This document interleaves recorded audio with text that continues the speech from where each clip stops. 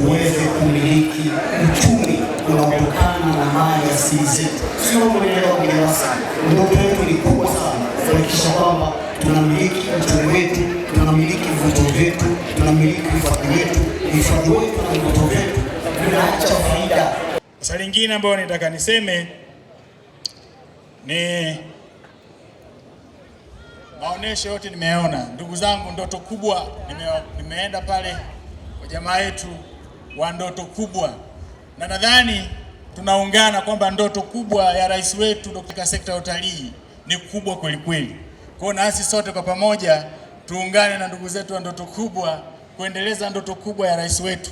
Malengo yetu watalii milioni 5, lakini lazima tuvuke, kwa sababu wenzetu wana record. Ilikuwa napewa record pale, nchi iliongoza ilikuwa na watalii milioni 10 na kitu hivi. Sisi tuna target milioni 5. Sasa lazima tuende na ndoto ya rais wetu, na ndio maana aliamua kwa ridhaa yake kutembea kuonesha vivutio vyetu, akatengeneza filamu ambayo kimsingi imetoa feedback kubwa sana. Kwa nasema haya nikiamini kila mmoja anasikia. Sote kwa pamoja tuungane kama nchi kuweza kutangaza maeneo yetu na vivutio vyetu vya utalii.